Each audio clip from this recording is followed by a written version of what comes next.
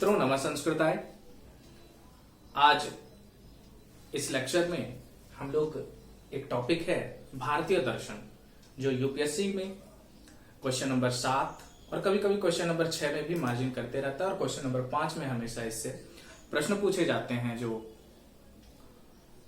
निबंध के रूप में रहते हैं, जिसे संस्कृत में लिखना होता है। और सारे पीसीएस में यह समान रूप से 50 नंबर का यह प्रश्न आपके लिए बहुत इंपॉर्टेंट है। तो आइए हम भारतीय दर्शन को आज सापेक्ष रूप से निर्धारित करेंगे कि यह दर्शन क्या करता है, और इस टॉपिक का लेक्चर आपके लिए बहुत इंपॉर्टेंट होगा। तो भारतीय दर्शन,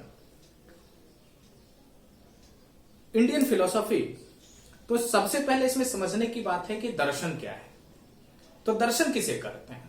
तो दर्शन उस विधा का नाम है जो सत्य एवं ज्ञान की खोज करता है।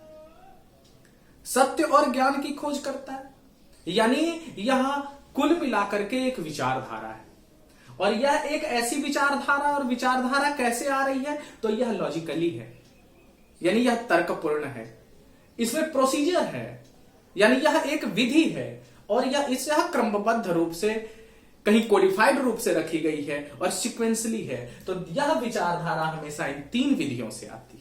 यानी कुल मिलाकर हम एक लाइन कहें तो दर्शन जीवन को जीने की कला है, और सापेक्ष रूप से जीवन को जीने की कला है। सापेक्ष रूप से कहने का मतलब क्या है? सापेक्ष रूप से कहने का मतलब यह है कि यह परोक्ष ज्ञान को देखता है, जबकि पाश्चात्य सभ्यता में अपरोक्ष ज्ञान को जो है वह, उसकी पाश्चात्य सभ्यता में अपरोक्ष ज्ञान की महत्ता स्वीकार की गई है। लेकिन भारतीय सभ्यता में हमेशा तत्व मीमांसा पर विचार किया गया है। हमेशा तत्व मीमांसा को, तत्व ज्ञान को, यानी आत्म साक्षात्कार को प्रदान किया गया है, और बौद्धिक चिंतन को गौण किया गया है।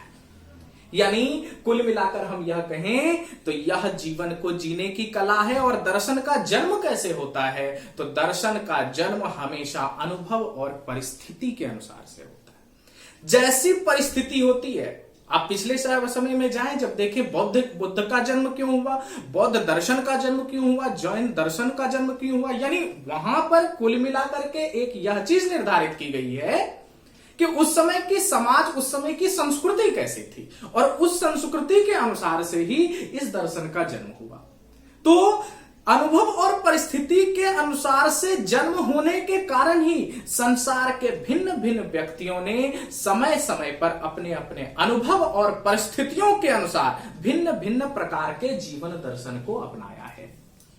यानी यह दर्शन यथार्थ की परख के लिए एक दृष्टिकोण है, और संस्कृति को सुलभ बनाने का नाम है दर्शन।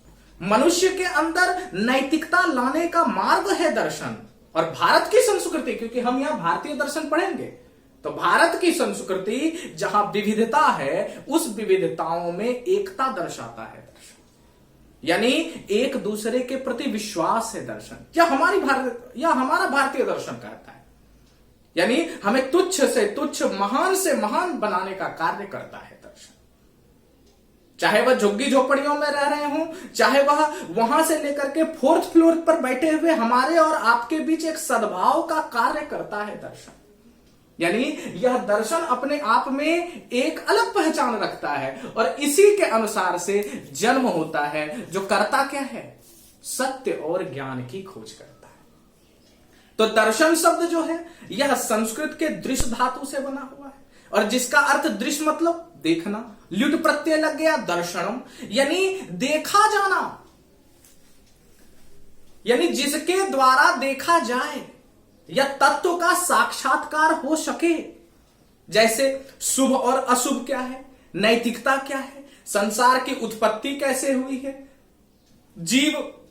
आत्मा जीवन का लक्ष्य क्या है, ईश्वर के अस्तित्व का प्रमाण क्या है, ईश्वर का स्वरूप क्या है, मोक्ष क्या है, यह कैसे प्राप्त होगा, यह बतलाता है दर्शन। लेकिन वह सीक्वेंसली बताता है, वह प्रोसीजर के रूप में बताता है। यहां पर विधि शब्द आया है। विधि का मतलब यानी कानून, यानी हो सकता है वह विधि कोडिफाइड हो, कहीं संहिताबद्ध रखी गई हो, विधि पूर्वक प्रोसीजर है और तर्कपूर्ण है। हमेशा तर्कपूर्ण अवस्था में है। इसीलिए यह दर्शन, भारतीय दर्शन अपने आप में एक महत्वपूर्ण विवेक रखता है। तो दर्शन और धर्म का घनिष्ठ संबंध है। यहां पर दर्शन के साथ धर्म भी आएगा, पर धर्म का मतलब यह ना तो हिंदू, मुस्लिम, सिख, ईसाई इन सब चीजों से नहीं होगा। धर्म का मतलब धारण किया जाना, या ध्री धातु से बना हुआ है। तो जब दर्शन की परिकल्पना हुई, दर्शन जब आया, तो यह दर्शन अनेक विचारों से आया और दर्शन के दो प्रकार हुए। एक कहलाया आस्तिक, दूसरा कहलाया नास्तिक। आस्तिक दर्शन किसे कहलाया? आस्तिक का मतलब यह नहीं कि यह भगवान पर विश्वास करता है। आस्तिक का मतलब यह हुआ कि जो दर्शन वेदों की प्रामाणिकता को स्वीकार करे वह कहलाता है आस्तिक दर्शन, और जो दर्शन वेदों की प्रामाणिकता को स्वीकार नहीं करता है वह कहलाता है नास्तिक दर्शन। यानी कुल मिलाकर वेदों में इनडायरेक्ट रूप से ही ईश्वर का तो बोध है, और जब ईश्वर का बोध है तो यानी कुल मिलाकर के इनडायरेक्ट रूप से आस्तिक जो है वह ईश्वर की ओर प्रेरित हमें करेगा। और नास्तिक दर्शन, तो नास्तिक दर्शन के अंतर्गत तीन दर्शनों को रखा गया है: जैन दर्शन, बौद्ध दर्शन और चार्वाक दर्शन। जब जैन दर्शन हम पढ़ेंगे तो यहां पर हम इस जैन दर्शन में जैन दर्शन की उत्पत्ति क्यों हुई, जैन दर्शन का विकास कैसे हुआ, इसके सिद्धांत क्या हैं, जिसके अंतर्गत हम पढ़ेंगे सात तत्व का सिद्धांत, इसके अंतर्गत पढ़ेंगे अनेकांतवाद, इसके अंतर्गत पढ़ेंगे स्यादवाद, इसके अंतर्गत पढ़ेंगे तत्व मीमांसा। फिर जब हम बौद्ध दर्शन पर आएंगे तो बौद्ध दर्शन की उत्पत्ति कैसे हुई, बौद्ध दर्शन का विकास कैसे हुआ, और बौद्ध दर्शन के तीन सिद्धांत, इस बुद्ध के जो चार आर्य सत्य हैं उन चार आर्य सत्य पर चलेंगे। फिर इसके बाद हम बौद्ध दर्शन के अंतर्गत देखेंगे क्षणिकवाद, बौद्ध दर्शन के अंतर्गत देखेंगे अनात्मवाद, बौद्ध दर्शन के अंतर्गत देखेंगे अनीश्वरवाद, और बौद्ध दर्शन के अंतर्गत हम अभयम ब्रह्म की भी चर्चा करेंगे, जो बहुत ही इंपॉर्टेंट होगा आप लोगों के लिए। और उसके बाद चार्वाक दर्शन, चार्वाक दर्शन में भी हम जाकर के भौतिक सुखों के बारे में देखेंगे कि भौतिकतावादी दर्शन है यह जड़ को बताता है, यह प्रकृति को बताता है, किस प्रकार से भौतिकता मनुष्य के अंतर्गत आती है, यह चार्वाक के अंतर्गत पढ़ेंगे। तो यह है हमारा नास्तिक दर्शन। और आस्तिक दर्शन, आस्तिक जो वेदों पर विश्वास कर रहा था, यानी भारतीय दर्शन का आधार एक ओर वेद है तो वहीं दूसरी ओर लौकिक विचार है, सांसारिक विचार है। इसीलिए आस्तिक दर्शन को दो भागों में बांटा गया, एक वेद पर आधारित दर्शन और दूसरा लौकिक विचारधाराओं पर आधारित दर्शन।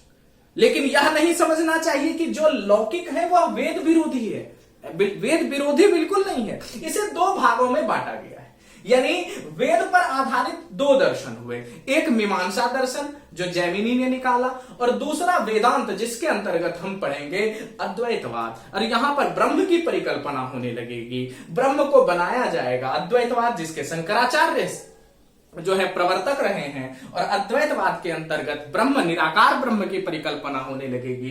फिर दूसरे आएंगे विशिष्टाद्वैतवाद जो रामानुजाचार्य महोदय हैं। रामानुजाचार्य यह बताएंगे कि यह अद्वैत विशिष्ट कैसे है, और यहां पर साकार ब्रह्म की परिकल्पना हो जाएगी। फिर द्वैतवाद जिसके प्रवर्तक माधवाचार्य हैं, यहां पर कॉन्ट्राडिक्शन उत्पन्न होने लगेगा साकार और निराकार में। द्वैताद्वैतवाद, यहां निम्बार्काचार्य हम लोग आगे पढ़ेंगे, और शुद्धाद्वैतवाद, इन चारों का एक सम्मिश्रण होगा शुद्ध रूप से, शुद्ध और अद्वैत, वह वल्लभाचार्य महोदय पढ़ाएंगे। तो पांच दर्शन इसके अंतर्गत पढ़ेंगे जो वेदांत दर्शन का पार्ट है। और लौकिक विचारधारा यानी सांसारिक विचारधाराओं पर आधारित, भौतिक सुखों पर आधारित दर्शन होगा। न्याय जिसमें पता चले कि हमें क्या क्या चीजें करनी चाहिए, हमारा जन्म क्यों हुआ है और हम क्या कर रहे हैं और हमें क्या नहीं करना चाहिए। जहां न्याय आता है, यानी न्याय गौतम ने, फिर वैशेषिक दर्शन जो कनाद ने, सांख्य दर्शन कपिल ने, और योग दर्शन पतंजलि साहब ने हमें दिया है। इन सब चीजों पर विशेष रूप से चर्चा हम आने वाले टॉपिक में करेंगे। तो अगला जो हमारा यह वेदांत संप्रदाय था, और यहीं से आपको प्रश्न मिलेंगे। यह आपका सिलेबस है भारतीय दर्शन का, जिसे हमें तैयार करना है। तो आने वाले समय में हम यह चीज देखेंगे कि जो है ये इसको किस तरह से, और हम जैन दर्शन से अगला मेरा जो है लेक्चर जैन दर्शन से हम लोग शुरू करेंगे, जैन बौद्ध चारवाक, उसके बाद हम मीमांसा वेदांत को खत्म करते हुए न्याय वैशेषिक सांख्य और योग को समाप्त करके अपने दर्शन के लेक्चर को समाप्त करेंगे। आपने अगर जो है, और मैं छोटा छोटा वीडियो बनाऊंगा, 10 मिनट 15 मिनट एक एक टॉपिक कवर करूंगा जिससे आपको पढ़ने में आसानी हो। और जो है फिर मैं सारे सवालों को भी बताऊंगा कि कैसे प्रश्न पूछे गए हैं और कैसे प्रश्न पूछे जाने की संभावना है यूपीएससी में, पीसीएस में, प्रत्येक प्रश्नों को लेकर के चलूंगा। हमारे साथ बने रहिए और लाइक और सब्सक्राइब करते रहिए। बहुत बहुत धन्यवाद।